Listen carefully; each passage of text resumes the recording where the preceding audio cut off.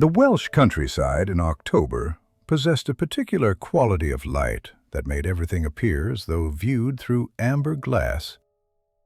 Our linguist noticed this as his carriage wound through the valleys toward Castell Gwent, the ancient stones of farmhouses glowing warm against hills already turning bronze with autumn bracken. He had left London 2 days prior, on the 3rd of October, 1885, trading the coal-smoke fog of the capital for this cleaner, though no less mysterious atmosphere. The journey from the railway station at Wrexham had taken 4 hours. 4 hours of increasingly narrow roads, increasingly thick Welsh accents from the driver, and increasingly dramatic landscape. The linguist pressed his face to the window, watching stone walls older than memory divide the hills into a patchwork that seemed to follow no modern logic. "Built by giants," the driver had muttered, though whether he meant it literally or figuratively remained unclear. Castell Gwent appeared first as a dark interruption on the horizon. Then, as they drew closer, it resolved into something more complex. Not quite a castle, not quite a manor house, but something caught uncomfortably between the two, as though different centuries had argued over its construction and reached an uneasy compromise. The central tower, clearly the oldest part, thrust up from the main building like an accusatory finger pointed at heaven. The linguist found himself calculating angles automatically, a habit from his acoustic studies at Oxford. The way sound moved through space had always fascinated him, even more than the ancient languages that formed his primary expertise. Languages were, after all, simply organized sound given meaning. The tower's position, he noted, would catch the prevailing westerly winds perfectly. Owen Powell stood waiting at the main entrance, and the linguist knew immediately this was a man who had stood in that exact spot countless times before, greeting countless visitors with the same measured assessment. The butler's face carried the kind of deep lines that suggested either great worry or great humor, though which predominated would take time to determine. "You'll be the gentleman from Oxford," Owen said, his Welsh accent softening the consonants. "Welcome to Castell Gwent." The entrance hall smelled of beeswax and antiquity. Portraits lined the walls, each face bearing the distinctive Cavendish nose, prominent, aristocratic, and seemingly designed for looking down upon things. The linguist noticed how the afternoon light from the tall windows created pools of illumination, leaving the corners in perpetual shadow. Like a manuscript with marginalia hidden in darkness, he thought. His quarters occupied the second floor of the east wing, connected to the tower library by a corridor that seemed longer than the building's exterior dimensions should allow. The room itself proved comfortable enough. A bed with thick Welsh wool blankets, a writing desk positioned to catch the morning light, a fireplace already laid with coal and kindling. Someone had placed fresh chrysanthemums in a vase, their bitter scent mixing with the mustiness that no amount of airing could entirely remove from old stones. "Dinner is at 7 sharp," Owen informed him. "His lordship keeps London hours, despite her ladyship's preferences for a more fashionable 8 o'clock. The butler's tone remained neutral, but something in the pause before "her ladyship" suggested volumes. The manuscript room adjoined his quarters through a heavy oak door. Stepping inside felt like entering a cave of paper and leather.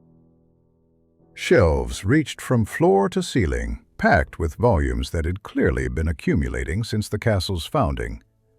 The genealogical manuscripts he'd been hired to translate occupied a special case near the window. 14 volumes bound in calfskin, their pages thick as cloth. He opened the first volume carefully. The Welsh text flowed in the distinctive hand of a 14th-century scribe, the letters dancing between Latin influences and older Celtic forms. Here begins the lineage of the House of Cavendish, who came to these lands in the year of our Lord. But his attention kept drifting to the tower visible through the window, its stones seeming to shift color as clouds passed over the sun. Dinner proved to be an education in domestic tension, performed with impeccable manners. Lord Rhys Cavendish sat at the head of the long table, a man whose body seemed to be slowly collapsing in on itself, as though the weight of maintaining the estate was literally crushing him. His wife, Lady Margaret, occupied the opposite end, 35 years old to his 58, beautiful in the way that London society produced beautiful women, all careful angles and practiced expressions. "I trust you'll find everything you need for your work," Lord Cavendish said, cutting his pheasant with mechanical precision. "The manuscripts had been waiting for proper translation for 3 generations." "Though one wonders," Lady Margaret interjected, her voice carrying the slight breathlessness that suggested either consumption or affectation, "whether old genealogies truly matter when one can barely afford to heat the rooms the ancestors once occupied." The linguist focused on his soup, noting the subtle way Lord Cavendish's jaw tightened. "Knowledge of the past often illuminates the present in unexpected ways," he offered diplomatically. "How wonderfully vague," Lady Margaret replied, though her smile seemed genuine enough. "You must meet our Miss Davies tomorrow. She's terribly interested in old stories. Governess to our children, though they're away at school now." The linguist sensed layers beneath layers in the household, like the palimpsests he sometimes studied, where new text covered old but never quite erased it. He thought of his rooms upstairs, of the manuscripts waiting to reveal their secrets, of the tower looming against the darkening sky, and felt the familiar satisfaction of being at the beginning of something he didn't yet understand. Working in the tower library required negotiating 3 flights of spiral stairs that seemed designed to disorient.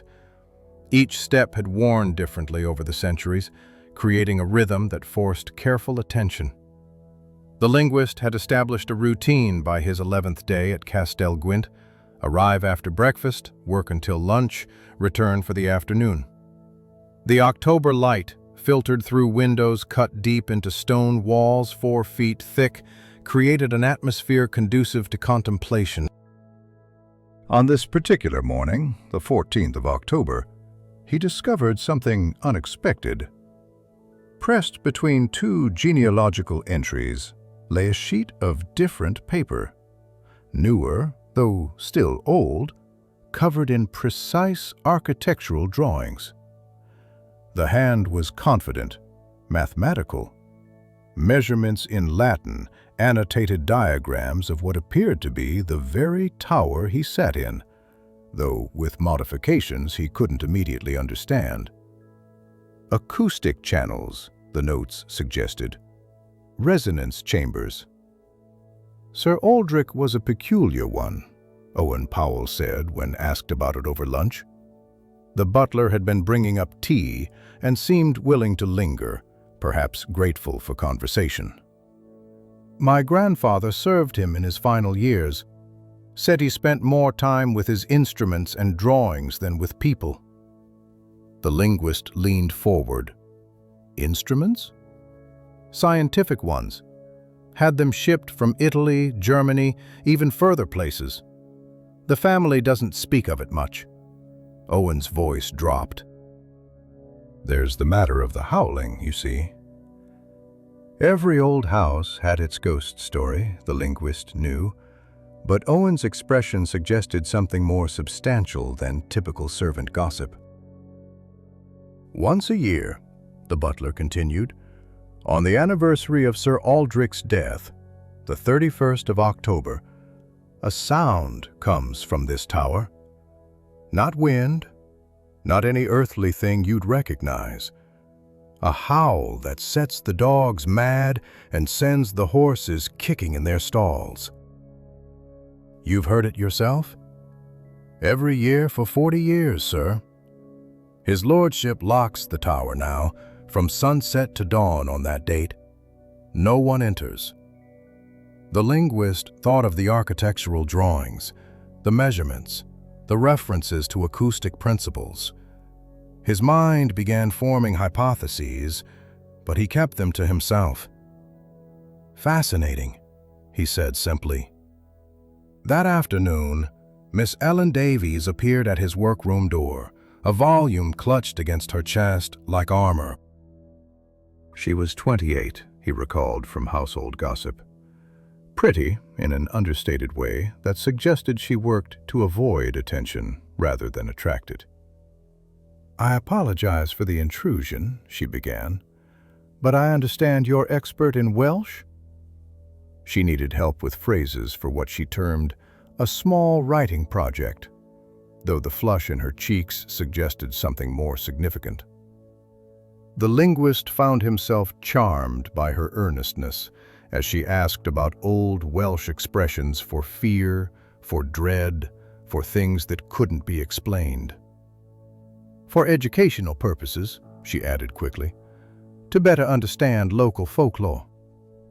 He suspected Miss Davies was writing more than educational materials, but discretion seemed kinder than inquiry. "The Welsh have many words for fear," he told her, "each one specific to its cause. Often for general fear, arswyd for horror, bra for terror that strikes suddenly." She took notes in a small, neat hand, occasionally glancing toward the tower windows as though expecting to see something there. "And for sounds that shouldn't exist?" "Su anatoriol," he provided, watching her carefully transcribe it. "Though I wonder if you've been speaking with Owen about local legends." Her smile confirmed it. "One hears things in a house like this. The servants talk, especially with the date approaching." She paused, seeming to weigh her words. "Lady Cavendish grows nervous as October ends. She wasn't here last year for the event, but she's heard enough to dread it."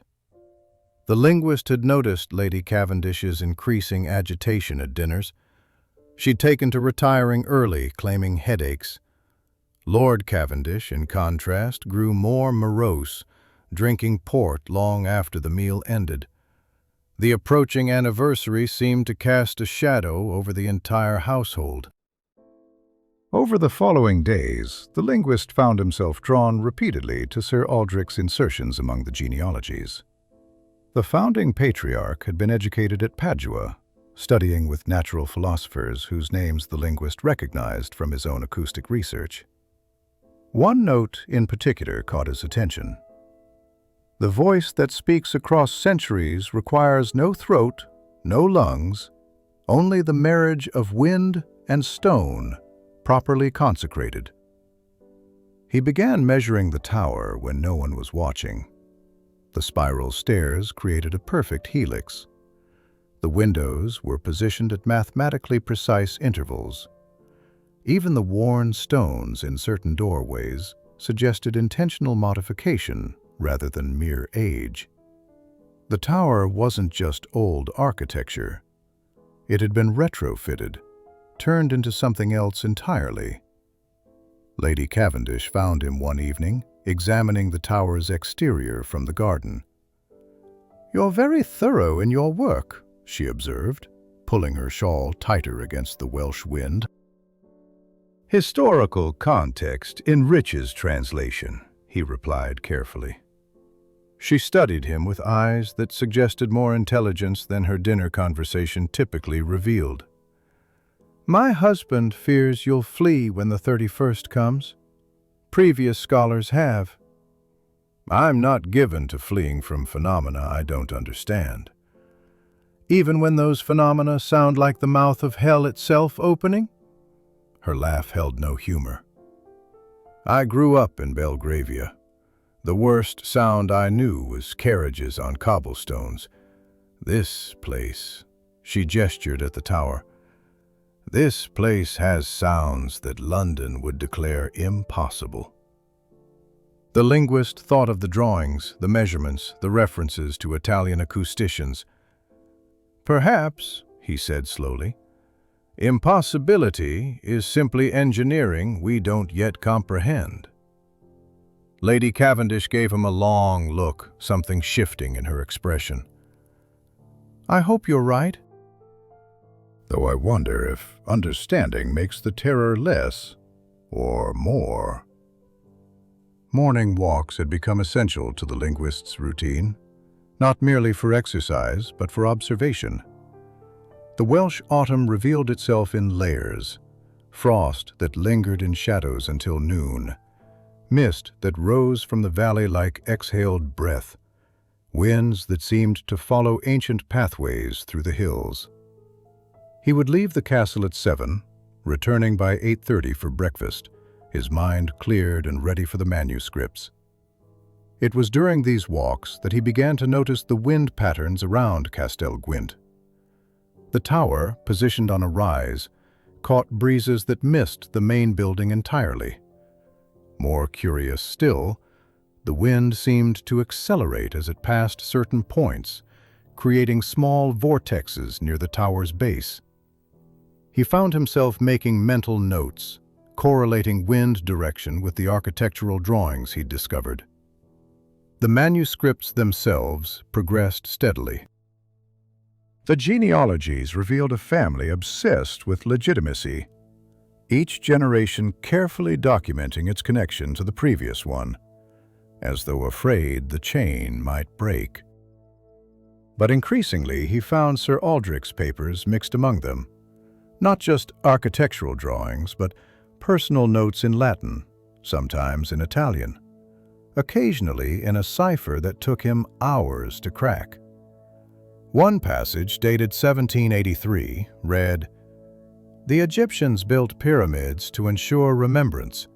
The Romans left roads. I shall leave a voice. When my bones are dust and my name nearly forgotten, the wind itself will speak for me." Dr. Edmund Harley joined him for tea one afternoon, having been called to treat a servant's twisted ankle. The physician was 54, with the kind of careful precision that suggested scientific training beyond country medicine. "You're the talk of the village," he said, accepting a cup. "The scholar who actually stays in the tower to work. The manuscripts require consistent attention." "And the tower's reputation doesn't concern you?" Harley's tone was professionally neutral, but his eyes showed genuine curiosity. The linguist considered his response. "I find that reputation often obscures more interesting truths. You're a naturalist, I hear. Surely you've encountered phenomena that seemed supernatural until properly examined." Harley smiled. "Indeed. Last year the villagers swore a banshee haunted the mill. Turned out to be a barn owl with a respiratory infection. Most unsettling sound until you understood the cause." He paused, stirring his tea thoughtfully. "Though I confess, the tower's howling defies easy explanation. I've heard it 3 times now, and each time..." He trailed off. "Yes?" "Each time it sounds almost like words. Not in any language I recognize, but structured, purposeful. Like someone trying to speak through water, or wind, or time itself." The linguist filed this observation away. That evening he found another of Sir Aldrich's notes. "The human throat is but one instrument among many. The cave mouths of Wales have sung for millennia. Why should not stone and air conspire to speak?" Miss Davies continued her visits, ostensibly for Welsh translations, but increasingly to share her collected stories. "The old women in the village remember tales their grandmothers told," she said one afternoon, her notebook filled with careful annotations. "They say Sir Aldrich could make stones sing, that he learned dark arts in foreign lands." "What do you think?" the linguist asked. She considered carefully. "I think lonely, brilliant men sometimes do strange things to ensure they're not forgotten. And I think—" She hesitated, then continued with sudden boldness. "I think this house is full of lonely people afraid of being forgotten." Her observation struck him as particularly astute. Lord Cavendish, drowning slowly in debt and drink; Lady Cavendish, transplanted from London's glittering society to this Welsh isolation; even Owen Powell, maintaining traditions for a family that might not survive another generation, each performing their role in a play whose audience was dwindling. The linguist's own loneliness was something he'd grown comfortable with years ago. Languages were safer than people. They had rules, patterns, logic.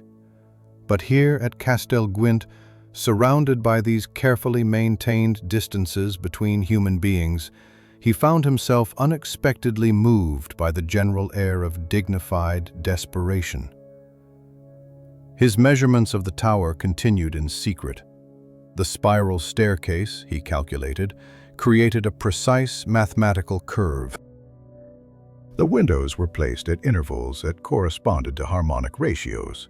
Even the thickness of the walls varied in ways that would affect acoustic properties. Whatever Sir Aldrich had done, it had been methodical, scientific, deliberate. One evening, Lord Cavendish joined him in the library, surprising them both. His lordship rarely ventured to the tower. "Finding everything you need?" he asked, though his eyes focused on the portrait of Sir Aldrich hanging between two windows. "The manuscripts are remarkably well preserved." "He was particular about preservation," Lord Cavendish said, his voice slurred slightly from dinner wine. "Peculiar old bastard, by all accounts. Spent the family fortune on improvements that made no sense. This tower, for instance. Had it partially rebuilt when he returned from Italy. Said it was for better light, but look at these windows. They barely let in anything." The linguist looked at the deep-set windows, understanding now that they weren't designed for light at all. They were acoustic instruments, carefully calibrated openings in a massive stone chamber. "He seems to have been interested in permanence," he offered. Lord Cavendish laughed bitterly. "Permanence? Yes, he achieved that. Every year, regular as clockwork, that damned sound. You know what the worst part is? We can't sell the estate because of it. Who wants a castle that screams?" The linguist thought about Sir Aldrich's notes, about voices speaking across centuries. "Perhaps," he said carefully, "understanding the mechanism might change its meaning." But Lord Cavendish was already leaving, his footsteps uneven on the worn stones. "Meaning," he muttered. "The only meaning is that the dead won't stay quiet in this house." Sunday services at the village church provided unexpected insights into the social fabric surrounding Castell Gwent. The linguist walked the 2 miles rather than taking the offered carriage, enjoying the way morning light transformed the Welsh countryside into something from a medieval illumination. The church itself, dedicated to St. David, squatted among yew trees older than Christianity, its stones worn smooth by centuries of hands seeking blessing or balance.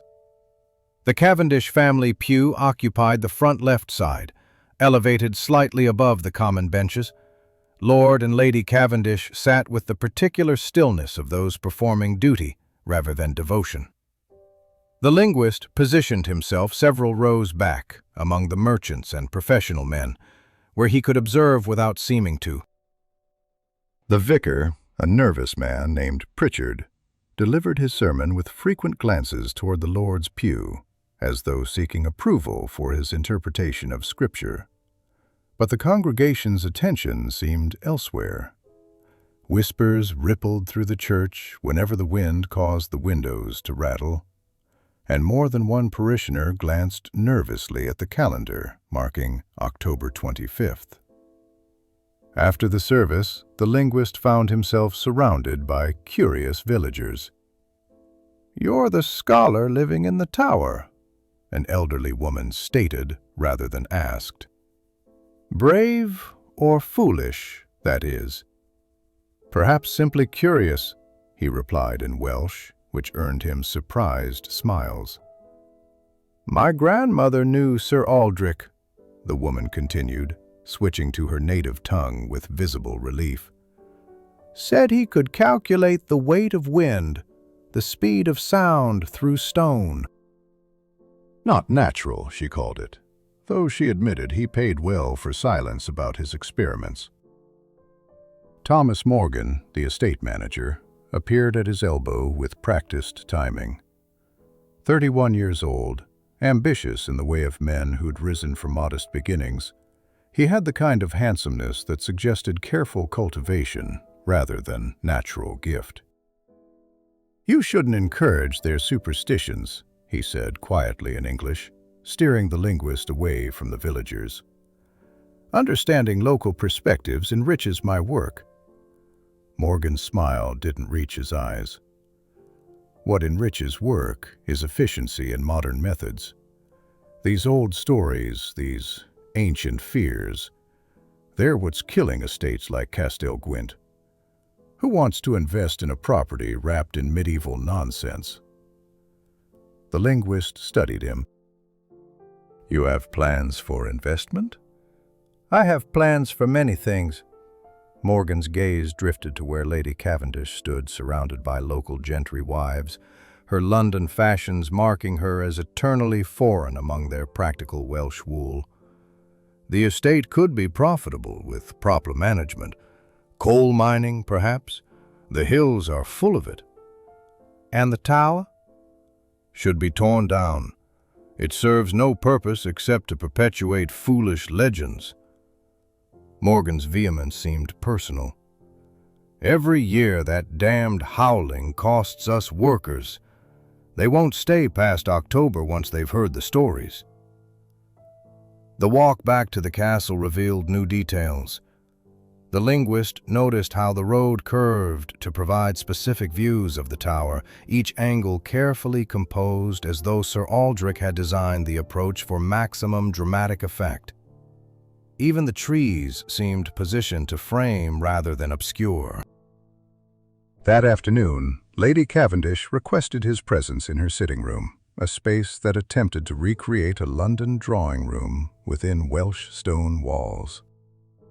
The conflict between intention and reality was palpable. Silk wallpaper that couldn't quite hide the damp, delicate furniture that looked temporary against the permanent bulk of medieval masonry. "Mr. Morgan tells me you've been speaking with the villagers," she began, pouring tea with movements that belonged in Mayfair. "Their stories provide context for the manuscripts." She studied him over her teacup. "And what do their stories tell you about the 31st? "That fear and fascination often wear the same face." "How poetic." Her tone was dry, but not unkind. "I married into this family 2 years ago. Last October I was in London visiting my sister. Lord Cavendish thought it best I avoid the anniversary. This year he insists we must all face it together. Family solidarity, he calls it, though I suspect it's more about not having the funds for me to travel." The linguist recognized a request for reassurance disguised as conversation. "Natural phenomena, however unusual, lose their power to terrify once understood." "Do they?" She set down her cup with a sharp click. "I've seen my husband, a rational man, lock that tower and pocket the key as though sealing away demons. I've seen Owen Powell, steady as stone every other day of the year, cross himself when speaking of it. Understanding and accepting are different things, don't you think? Before he could respond, Miss Davies appeared in the doorway. I apologize for interrupting, but Dr. Harley has arrived. He wishes to speak with the scholar about his observations. The physician waited in the library, examining Sir Aldrich's portrait with professional interest. Remarkable bone structure, he said by way of greeting. The skull shape suggests unusual intelligence, though I put little faith in phrenology these days. You wanted to discuss observations? Harley pulled out a notebook filled with detailed entries. I've been documenting natural phenomena in the area for 15 years. Wind speeds, directions, atmospheric pressure. The 31st of October shows consistent patterns. Strong westerly winds, dropping temperature, often the first hard frost. But more interesting, he flipped pages. 1763, Sir Aldrich returns from Italy. 1764, major reconstruction of the tower begins. 1784, first recorded instance of the howling, the very night of his death. The linguist examined the dates. He had 20 years to perfect whatever mechanism he created. You believe it's mechanical? Harley's excitement was evident. I believe Sir Aldrich was a student of natural philosophy who understood principles we're only now rediscovering. The question isn't whether it's supernatural, but what natural forces he harnessed and why. Harley closed his notebook slowly. The why troubles me most. What drives a man to engineer his own ghost? Through the window, the tower's shadow stretched across the courtyard like a sundial marking time until the anniversary. The linguist thought of Sir Aldrich's notes, his obsession with permanence, with leaving a mark that time couldn't erase. Perhaps, he said, the fear of being forgotten is the most human terror of all. October 31st arrived with the kind of crystalline clarity that made the Welsh hills look carved from glass. The linguist woke before dawn, aware of a change in the castle's atmosphere as palpable as a shift in barometric pressure.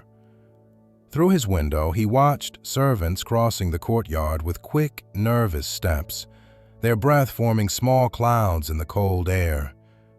At breakfast, the dining room felt like a stage before a performance. Lord Cavendish sat rigid in his chair, mechanically consuming eggs he didn't seem to taste. Lady Cavendish had forgone food entirely, clutching a cup of tea that had long gone cold. Even Owen Powell, serving with his usual precision, showed signs of strain in the slight tremor of his hands as he poured coffee. The wind is already picking up, Thomas Morgan announced, entering without ceremony. The men are asking to leave early. Let them go, Lord Cavendish said quietly. We've been through this before. This is precisely the problem, Morgan pressed. This annual pantomime of terror. If we simply opened the tower, proved there's nothing supernatural, the tower remains locked. Lord Cavendish's tone ended discussion. He pulled an iron key from his waistcoat, placing it deliberately on the table. From sunset to dawn, no one enters. The linguist spent the morning in his quarters, ostensibly working on translations but actually reviewing Sir Aldrich's notes. One passage, written in increasingly agitated script, read, "Tonight I complete the great work. Let those who come after wonder and fear. My voice shall outlive their forgetting. My name shall be spoken when theirs are dust." By afternoon, the wind had strengthened considerably.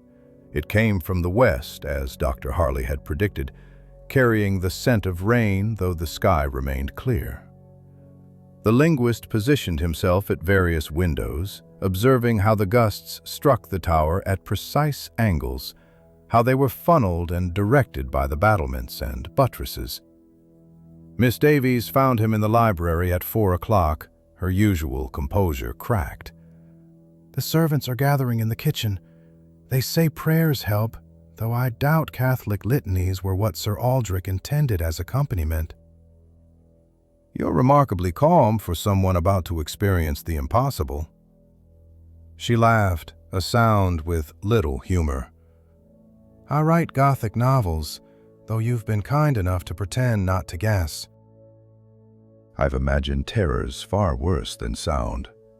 Though I admit, imagination and experience are proving quite different. As sunset approached, the household gathered in the great hall, as far from the tower as the castle's architecture allowed. Lord Cavendish had opened his best brandy, pouring generous measures for anyone who wanted them. Lady Cavendish sat at the pianoforte, playing Chopin nocturnes with determined concentration, as though the music might form a barrier against what was coming. Dr. Harley had arrived with his instruments, barometer, wind gauge, even a new phonograph he'd ordered from London, though no one believed it could capture what they were about to hear. "For science," he said, but his face was pale. The sun touched the horizon at 17 minutes past 5. The linguist watched it sink behind the Welsh hills, painting the sky in shades of rust and gold. The wind continued to build, now strong enough to rattle windows in their frames. At 5:37, it began. The sound started low, almost below hearing, a vibration felt in the bones rather than heard with the ears. The linguist pressed his hand against the wall and felt the stone itself humming. Then, gradually, the pitch rose, becoming audible, becoming terrible. It was indeed a howl, but like no animal or human throat could produce. It seemed to come from the earth itself, from the foundations of the castle, from the air, from everywhere and nowhere. It rose and fell in waves, sometimes almost forming patterns that suggested words, suggested meaning, suggested a desperate attempt at communication across an unbridgeable gulf. Lady Cavendish's hands froze on the piano keys. One of the serving girls began to sob. Even Thomas Morgan, who'd declared the whole thing nonsense, stepped backward until his back pressed against the wall. But the linguist listened with different ears.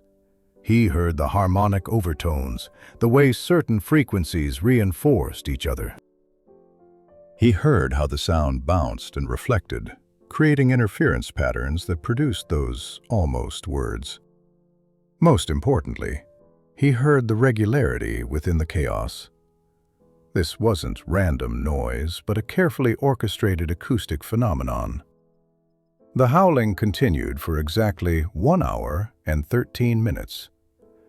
The linguist knew because he timed it, forcing himself to observe rather than simply experience. When it finally faded, dying away in echoes that seemed to linger impossibly long, the great hall was silent, except for muffled weeping and the tick of the grandfather clock. "Christ," Lord Cavendish said finally, the profanity shocking in its simplicity. "Every year, and it never gets easier." "It sounded different this time," Owen Powell said quietly. "Stronger, as though it were trying harder to be heard." Lady Cavendish stood abruptly, her face white. "I'm retiring. I don't care if it starts again. I can't—" She didn't finish, fleeing the room with a rustle of skirts. Dr. Harley was checking his instruments with shaking hands. Extraordinary. The barometric pressure dropped significantly during the phenomenon, and the sound— He looked at his phonograph with disappointment. The recording captured nothing but scratches. The linguist found himself oddly exhilarated rather than terrified. He'd heard it now, the voice Sir Aldrich had engineered to speak across centuries, and understanding bloomed in his mind like a complex equation suddenly resolving. The tower wasn't just an acoustic device. It was a precisely calibrated instrument designed to transform wind into voice, to make the very air speak Sir Aldrich's name. "Remarkable," he said aloud, earning strange looks from the others. "Remarkable?" Morgan's voice was sharp with disbelief. "That's your response to that hellish noise?" The linguist met his gaze steadily. "Yes, remarkable that human ingenuity could create such a thing." Remarkable that it still functions exactly as designed after 100 years. Remarkable that we've let fear prevent us from understanding a magnificent piece of engineering. November 1st dawned gray and still, as though the world itself needed recovery from the previous night's auditory assault. The linguist found the castle transformed, not physically, but in atmosphere. Servants moved through their duties with the careful quietness of those who'd survived something together. Even the morning light seemed tentative, filtering through windows as if uncertain of its welcome. Lord Cavendish hadn't appeared for breakfast. Owen Powell, bringing the linguist his coffee, explained with characteristic understatement, "His lordship typically requires a day of solitude after the anniversary. The brandy helps, though perhaps not in the way he hopes." The linguist spent the morning in the tower, now unlocked again, examining it with new understanding. The howling had confirmed his theories about the acoustic design, but he needed more evidence of Sir Aldrich's methods. Behind a loose stone in the spiral staircase, he discovered a hidden compartment containing rolled parchments, more engineering drawings, these showing the tower in cross-section with measurements in Italian annotated along the margins. "Camera del vento," read one notation, "wind chamber." Another section was labeled "Risonatore principale," main resonator. The drawing showed how Sir Aldrich had hollowed out sections of seemingly solid stone, creating voids that would amplify and modulate sound. It was brilliant, mad, and absolutely intentional. Miss Davies appeared in the doorway, carrying her ever-present notebook. She looked tired, purple shadows under her eyes, suggesting little sleep. "I spent the night writing," she said without preamble, "trying to capture it while the memory was fresh." But words seem inadequate. Words are always inadequate for extreme experience. That's why we keep trying to find better ones. She smiled wanly. "Is that why you study dead languages? To find words we've lost?" "Sometimes. Though in this case, I'm finding that Sir Aldrich created his own language, one that speaks only once a year, in sounds rather than symbols." She moved to the window looking out at the Welsh hills. "The villagers are saying it was louder this year. Some claim they heard actual words in it. Mrs. Morgan, Thomas's mother, swears she heard Sir Aldrich calling his own name." The linguist considered this. If the acoustic properties were changing, it might be due to settling stones, shifting angles, the slow work of time on even the most careful engineering. "What does Thomas say about his mother's claim?" "Thomas left early this morning for Cardiff. Business, he says, though Owen thinks he's approaching investors about buying the estate." She turned from the window. "He's been corresponding with development companies, coal mining consortiums. They'd tear down the tower first thing." That afternoon, Dr. Harley arrived with books borrowed from the Royal Society in London. "I telegraphed a colleague about our phenomenon," he explained, spreading volumes on acoustic science across the library table. "He sent these by express post. Look here." Helmholtz's work on resonance, Rayleigh's principles of sound, what Sir Aldrich did anticipates theories only now being formally documented. They spent hours comparing the engineering drawings to modern acoustic principles. The tower, they realized, was essentially a massive organ pipe, with the wind serving as breath and the carefully calculated chambers modulating the sound.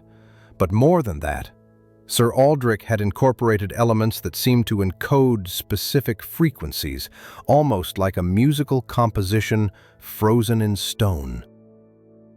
He studied with Athanasius Kircher's followers in Rome, the linguist discovered in one margin note.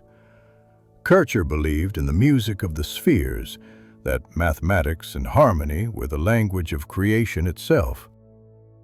Lady Cavendish joined them unexpectedly, her usual composure restored, though her pallor remained. "Gentlemen, I need to know, can it be stopped?" The linguist and Harley exchanged glances. "Theoretically," Harley said slowly, "if we understood the exact mechanism, we could alter it, block certain passages perhaps, or change the resonance chambers." "But should we?" the linguist asked. "This is Sir Aldrich's monument to himself, his bid for immortality. It's working exactly as he intended." Lady Cavendish's laugh was bitter. "His immortality is driving this family to ruin. My husband speaks of selling, but who would buy a screaming castle? We can barely keep servants. The children refuse to come home from school for October term." She paused, composing herself. "I didn't marry into this family to watch it dissolve because of one man's vanity project from a century ago." That evening, Lord Cavendish finally emerged from his self-imposed isolation. He looked older, as though the howling had aged him years in hours. At dinner, he announced abruptly, "I'm considering Morgan's proposal. A consortium from Cardiff wants to buy the estate for mineral rights. They'd keep the main house as offices, but the tower—" He trailed off. "The tower would be demolished," Morgan finished, having returned from his trip with suspicious timing. His eyes gleamed with barely concealed triumph. "I've negotiated excellent terms. The family could relocate to London, live comfortably on the proceeds." Owen Powell, serving the soup, allowed his disapproval to show in the slight firmness with which he set down Lord Cavendish's bowl. The linguist noticed Miss Davies's knuckles whiten as she gripped her spoon. 100 years of history, destroyed for coal, Dr.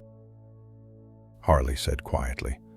"History doesn't pay debts," Morgan countered, "and this particular history actively harms the estate's value. I've done the calculations. Every year we keep the tower, we lose potential income. It's simple mathematics." The linguist thought of Sir Aldrich's mathematics, infinitely more complex than Morgan's ledgers. "What if," he said slowly, "we could prove that the howling is simply engineering? Document it, explain it, remove the supernatural element entirely. The tower would become a curiosity rather than a curse, perhaps even an attraction." Lord Cavendish looked at him with something like hope. "Could you do that?" "Give me 2 weeks. Let me complete my study of Sir Aldrich's papers, work with Dr. Harley on the acoustic principles. If we can't provide a satisfactory explanation and demonstration, then consider Morgan's proposal." Morgan's expression darkened, but Lady Cavendish spoke before he could object. "That seems reasonable."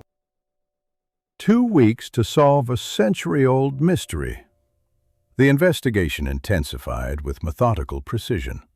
The linguist and Dr. Harley worked like men possessed, transforming the library into a laboratory of sorts. Charts covered the walls, wind patterns, acoustic frequencies, architectural measurements. The linguist had even constructed a scale model of the tower from cork and wood, testing how air moved through its miniature chambers. On the 5th of November, they made a crucial discovery. Hidden behind what appeared to be solid masonry, the linguist found a series of adjustable stone panels. Each one, when shifted, would alter the tower's acoustic properties. They were controlled by an ingenious system of counterweights and pulleys, still functional despite their age. "Look at this," Harley said, examining the mechanism with his magnifying glass. "These markings, they're musical notations." Sir Aldrich calibrated each panel to produce specific tones. The linguist cross-referenced the notations with a paper he'd found among Sir Aldrich's effects. "It's a composition," he breathed. "The man wrote a piece of music meant to be performed by architecture and wind." Miss Davies, who'd been assisting their research by cataloging Sir Aldrich's papers, looked up from her work. "I found something relevant." She held up a letter, yellowed with age. "It's from Sir Aldrich to his son, never sent. Listen to this. You think me mad, but madness and vision wear the same face to those who lack imagination. When I am gone, the tower will speak my name. Not Aldrich as you know it, but broken into its elemental sounds, stretched across time like light through a prism." They tested the theory using controlled amounts of compressed air from bellows Harley had requisitioned from the village blacksmith. By adjusting the panels and directing air through specific passages, they could indeed produce sounds that, when combined, created something like Aldrich, broken into long, mournful syllables. The westerly wind on October 31st must hit at just the right angle and force, the linguist explained to Lord Cavendish, who'd come to observe their progress. The atmospheric conditions that night, the temperature drop, the air pressure, all contribute to creating the perfect circumstances for the tower to speak. Lord Cavendish studied the model with fascination. "My ancestor turned the entire tower into a musical instrument?" "More than that," Harley added. "He created a self-playing instrument that would perform once a year on the anniversary of his death, as long as the tower stands and the wind blows." But Thomas Morgan was not convinced. He arrived that afternoon with a man the linguist immediately distrusted, a Mr. Blackwood from the Cardiff Mining Consortium, all sharp angles and calculating eyes. "Interesting theories," Blackwood said after they'd explained their findings. "But can you reproduce the effect at will? Can you stop it? Because I assure you, my investors have no interest in maintaining a musical tower. The coal beneath this land is worth far more than any historical curiosity."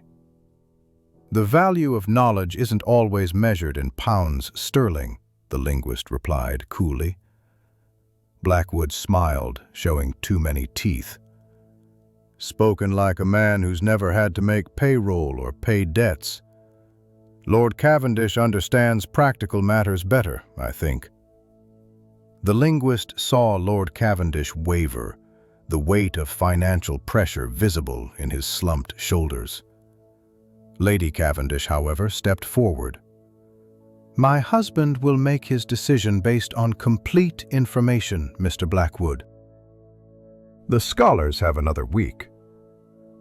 That evening, the linguist found Owen Powell in the tower's lower chamber, carefully oiling the ancient mechanism that controlled the stone panels.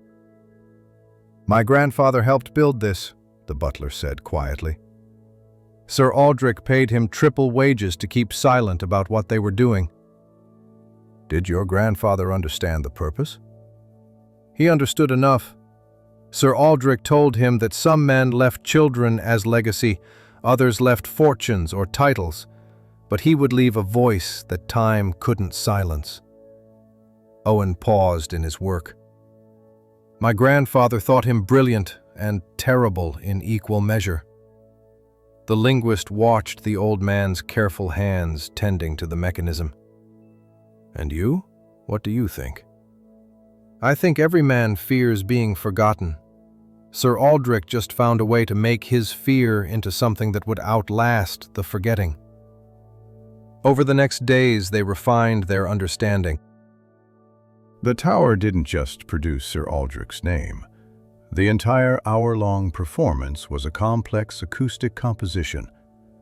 Different sections created different effects, sometimes mournful, sometimes triumphant, sometimes angry. It was an autobiography written in sound, a man's attempt to encode his entire emotional life into architecture. Miss Davies made her own contribution, discovering patterns in the sounds that corresponded to significant dates in Sir Aldrich's life. "This passage here," she said, playing a recording Harley had managed to capture of their controlled experiments, "it repeats 13 times. Sir Aldrich had 13 grandchildren he never met. They all died in a plague before he returned from Italy." The personal tragedy behind the monument began to emerge. Sir Aldrich had lost his entire immediate family while abroad, returning to an empty castle and a title that would pass to distant cousins. The tower wasn't just vanity. It was grief crystallized into stone and sound. "He must have been desperately lonely," Lady Cavendish said softly when they shared this discovery. "To put such effort into ensuring he wouldn't be forgotten. He must have felt utterly alone." The linguist thought of his own solitary life, his languages and manuscripts, the way he'd built walls of scholarship around himself. He thought of everyone in this castle, each maintaining their careful distances, each performing their roles. Perhaps Sir Aldrich's howling tower was just the most dramatic expression of a universal human need to be heard, to matter, to leave some mark that said, "I was here." The demonstration required precise preparation. The linguist and Dr. Harley had calculated that with the right combination of artificial wind and proper panel adjustments, they could recreate the howling phenomenon without waiting for next October. They'd borrowed industrial bellows from a foundry in Wrexham, running rubber tubes through the tower's lower windows to feed air into the acoustic chambers.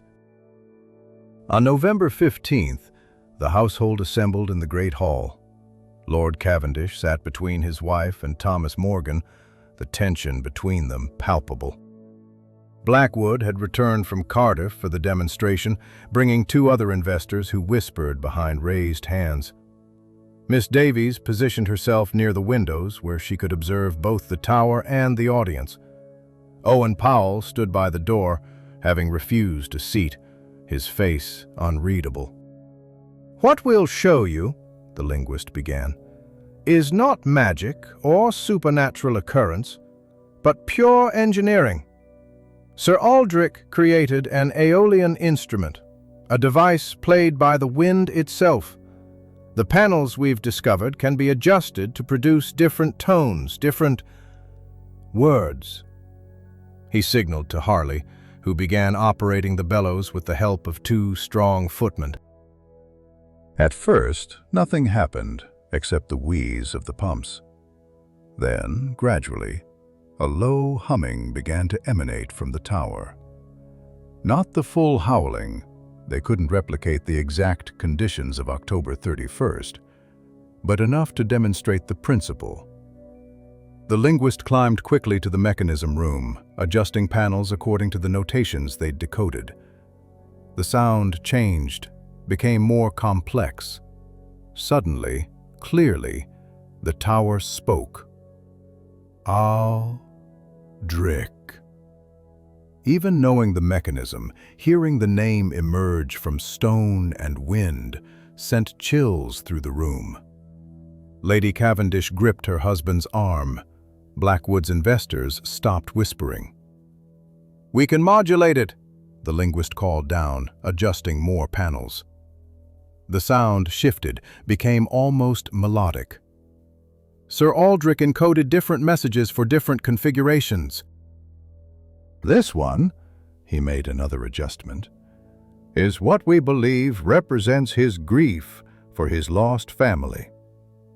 The sound that emerged was heartbreaking, a low, mournful keening that seemed to express loss beyond words. Miss Davies was openly weeping. Even Morgan looked affected, his usual sharp expression softened. The linguist descended and had Harley cease the bellows. In the sudden silence, he explained, "The October 31st configuration is specific. It requires exact wind conditions, temperature, and atmospheric pressure. Sir Aldrich spent 20 years perfecting it, ensuring that on the anniversary of his death, nature itself would perform his composition." "It's remarkable," Lord Cavendish said slowly. "My ancestor was a genius." "A genius whose work is costing you a fortune," Blackwood interjected. "This demonstration, while impressive, doesn't change the fundamental problem." "The tower still makes the estate unsellable." "On the contrary," Lady Cavendish stood, her voice carrying surprising authority. "You've just witnessed something unique in all of Britain, perhaps the world. We have a tower that speaks, a musical instrument built into architecture, a testament to human ingenuity that predates modern acoustic science." "You're suggesting—" Lord Cavendish looked at his wife with surprise. "I'm suggesting we stop seeing this as a curse and start seeing it as an asset. Scholars would come from across Europe to study it. The Royal Society would be interested. We could charge admission for demonstrations. The estate becomes not a haunted castle, but a monument to scientific achievement." Morgan's face darkened. "That's absurd. The costs of maintenance alone would be far less than tearing it down and mining coal," Dr. Harley interrupted. "I've already had inquiries from colleagues in London." "The acoustic properties alone make this scientifically invaluable." The linguist watched the dynamics shift. Blackwood's investors were murmuring with interest rather than skepticism. Lord Cavendish was looking at his wife with something approaching admiration. Morgan seemed to sense his carefully laid plans crumbling. "There's more," Miss Davies said suddenly. Everyone turned to her. She held up a manuscript. "I've been writing about the tower, but not as fiction, as fact. Harper's Magazine has expressed interest in publishing a series of articles about Castell Gwent and Sir Aldrich's achievement. The attention would bring visitors, scholars, tourists. Gothic romance sells," she continued, gaining confidence. "But true Gothic engineering, that's unprecedented." "We have a story of genius and grief, innovation and isolation, all built into stone that anyone can come and witness." The linguist felt a surge of admiration for the quiet governess who'd been documenting everything while seeming to simply collect folklore. She'd understood before any of them that the tower's value lay not in its silence, but in its voice. Blackwood stood abruptly. "Lord Cavendish, you have a choice. Guaranteed money from coal, or gambling on tourism and scholarly interest. I know which I'd choose." But Lord Cavendish was looking at the tower through the windows, seeing it perhaps for the first time not as a burden, but as inheritance. "My ancestor built something extraordinary. He reached across a century to make himself heard. Who am I to silence him for mere money?" Morgan's control finally snapped. "This is sentimentality overruling sense. That tower is an embarrassment, a relic, Mr. Morgan." Lord Cavendish's voice was calm but firm. "I thank you for your efforts regarding the estate's finances, but I believe your vision and mine no longer align. I'll expect your resignation by week's end." The room fell silent except for the wind outside, which seemed to whisper around the tower's stones like an invitation to secrets. The linguist realized he'd witnessed something as carefully constructed as Sir Aldrich's acoustic chambers, the preservation of legacy against the pressures of mere profit. The transformation of Castel Gwent began immediately. Within days of Morgan's departure, the atmosphere in the castle shifted from one of decline to tentative renewal. The linguist found himself drawn into planning sessions that ran late into the evening, maps and documents spread across the library table as they discussed how to preserve Sir Aldrich's mechanism while making it accessible to scholarly study. Dr. Harley had written to the Royal Society, and their response arrived by express post on November 20th. They would send a delegation to witness the phenomenon, and if it proved as remarkable as described, they would consider funding a permanent research station. Acoustic architecture, the letter termed it, representing a significant achievement in pre-modern engineering.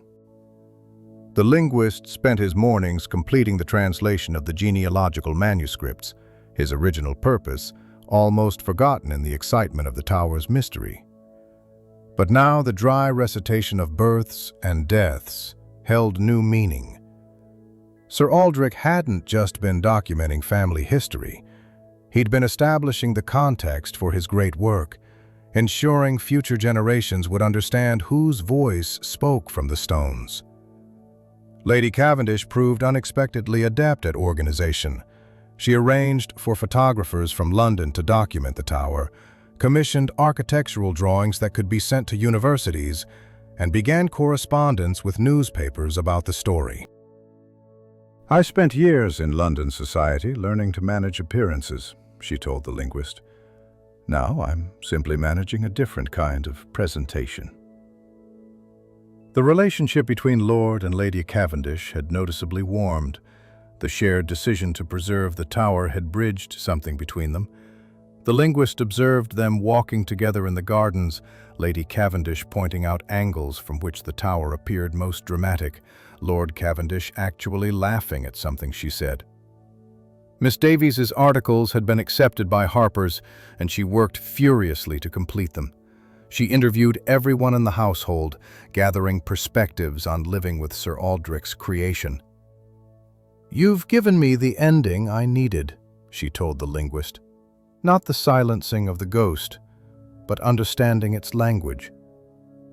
On November 25th, they conducted another demonstration, this time for a gathering of local gentry and officials.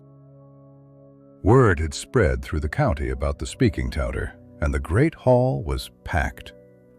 The linguist had refined his technique, able now to make the tower produce a range of sounds, from the mournful wail to something almost like singing. "Sir Aldrich studied the wind patterns for 20 years, he explained to the rapt audience. "He knew exactly when conditions would be perfect for his full composition. But he also built in these manual controls, perhaps for testing, perhaps imagining someone would eventually discover them." An elderly gentleman from Shrewsbury raised his hand. "Could other buildings be modified similarly?" "Theoretically, yes," Dr. Harley replied. "Though the complexity of Sir Aldrich's design would be difficult to replicate without his specific genius and decades of work." The linguist had been exploring more of Sir Aldrich's papers and made a discovery he shared now. He left instructions, incomplete, coded, but instructions nonetheless. He wanted someone, eventually, to understand what he'd done. The knowledge wasn't meant to die with him. Owen Powell, standing as always at the edge of gatherings, spoke unexpectedly. "He was a teacher at heart, Sir Aldrich. My grandfather said he loved explaining his ideas, even if few could follow them. The tower was his greatest lecture, waiting for students clever enough to understand." That evening, alone in the tower, the linguist made final adjustments to the panels, testing configurations Sir Aldrich had noted but never fully documented. One setting produced something extraordinary. Not a howl or a name, but what sounded like laughter, rich and full, as though Sir Aldrich's joy at his creation had been captured in stone. He found Lady Cavendish on the battlements, watching the sunset paint the Welsh hills gold. "I couldn't have imagined this outcome when you arrived," she said. "I thought you'd catalog some dusty books and leave us to our haunting. Hauntings are often just history asking to be properly understood," she smiled. "How philosophical. Though I suppose that's appropriate given what we've discovered." She paused, then added, "Lord Cavendish has asked me to thank you.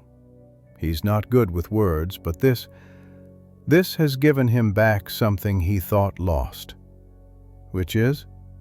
Pride, purpose, the sense that he's custodian of something remarkable rather than prisoner of something cursed." She pulled her shawl closer against the evening wind. "We were all prisoners in a way. Morgan to his ambitions, my husband to his debts, me to my displacement. Even poor Miss Davies hiding her talents behind governessing. The tower's howling kept us all trapped in our fears." The linguist thought of his own imprisonment in languages and solitude, how this investigation had forced him to engage with living people rather than dead words. "Sir Aldrich's greatest achievement might not be the acoustic engineering," he said slowly. "It might be that his voice, calling across a century, brought us all together to finally hear what he was saying." "And what was he saying?" The linguist listened to the wind, beginning its evening conversation with the stones. Soon he would return to Oxford, to his manuscripts and quiet rooms. But he would carry with him the memory of this place where death had been made to speak, where grief had been transformed into something almost like song. "Remember me," he said finally. "That's all. Just remember me."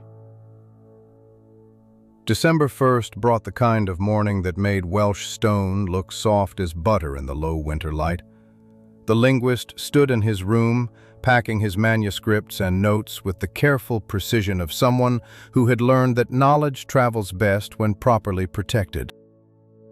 His work at Castell Gwent was complete. The genealogies translated, Sir Aldrich's acoustic mystery solved, the tower's voice understood, if not entirely tamed. Through his window, he could see workmen already busy in the courtyard, preparing for the changes to come.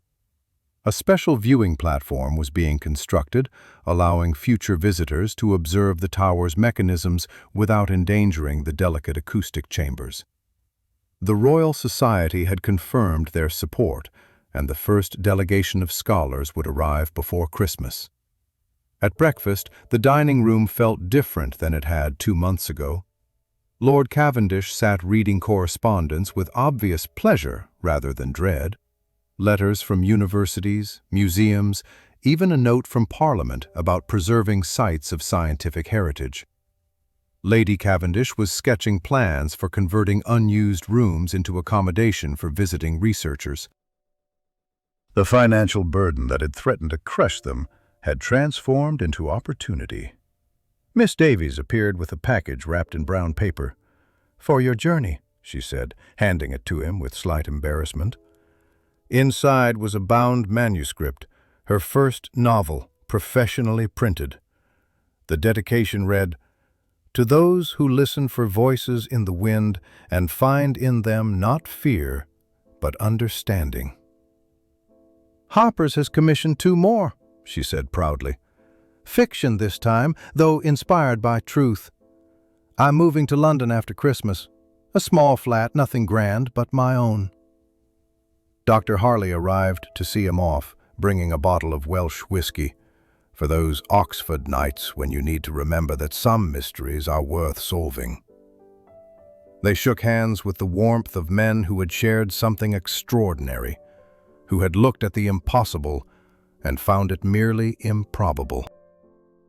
Owen Powell waited by the carriage, the morning frost making his breath visible as he supervised the loading of luggage. "You'll be missed," he said simply, which from him was equivalent to an emotional farewell. "The castle has been different since you arrived. Lighter, somehow."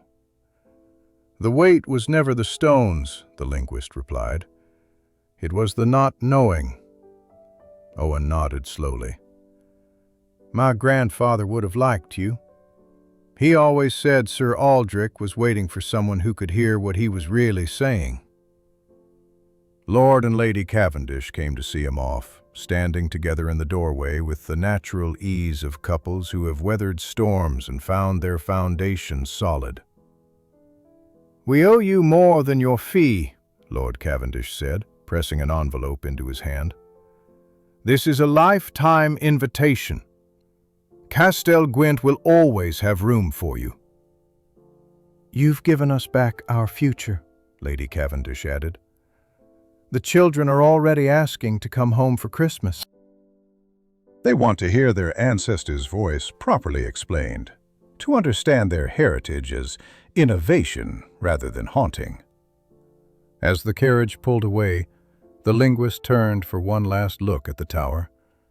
In the morning light, it seemed less ominous than when he'd arrived, more like what it truly was, a monument to one man's desperate creativity, his refusal to be forgotten, his transformation of loneliness into something that would outlast silence.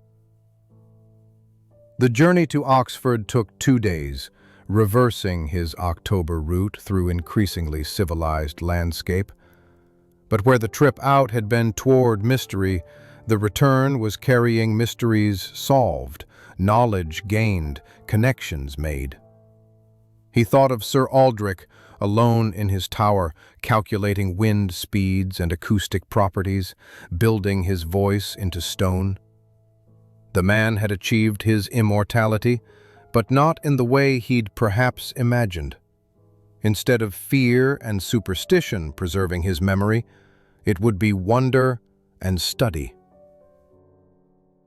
His Oxford room seemed smaller when he returned, quieter, more isolated. But he found the solitude different now, chosen rather than defaulted to. He unpacked his notes from Castel Gwent and began writing his own account of the discovery, a scholarly paper that would establish the tower as a significant achievement in acoustic engineering. Late that night, working by lamplight, he paused in his writing to listen to the Oxford wind rattling his windows. It was just wind, carrying no voices, no messages from the past. But he understood now that every sound was potentially meaningful, waiting for the right ear to decode it. Sir Aldrich had encoded his life into architecture, had made the very air speak his name. The rest of them encoded their lives in smaller ways, in translated manuscripts, in novels, in medical observations, in faithful service, in the choice to preserve rather than destroy. He thought of them all at Castel Gwent, Owen maintaining the ancient mechanisms, Miss Davies in London writing her stories, Dr. Harley documenting his observations, Lord and Lady Cavendish rebuilding their life together around understanding rather than fear. Each of them had been changed by solving the mystery of the Howling Tower, had found in Sir Aldrich's desperate plea for remembrance a mirror for their own desires to matter, to last, to be heard. The linguist returned to his writing, his pen scratching across paper in the familiar rhythm of scholarship. But now he wrote not just about acoustic chambers and wind velocities, but about the human need to speak across time, to leave marks that say we existed, we thought, we felt, we feared being forgotten. Sir Aldrich's tower would continue to howl each October 31st, but it would no longer be the sound of horror. It would be recognized as what it had always been, a voice refusing silence, a name inscribed in wind and stone, a reminder that all of us, in our various ways, are trying to build towers that will speak when we no longer can. Outside, church bells marked midnight, their bronze voices carrying across Oxford's sleeping streets. The linguist set down his pen, satisfied with the night's work. Tomorrow he would return to his routine of ancient languages and forgotten texts. But he would carry with him the memory of 2 months when he had helped a dead man speak, and in doing so, had helped the living find their own voices. In the distance, he could almost imagine he heard it, the faint echo of wind through stone, of Sir Aldrich's name stretched across impossible distance, of a tower in Wales standing sentinel against forgetting. Some hauntings, he had learned, were worth preserving. Some voices, however strange their expression, deserved to be heard.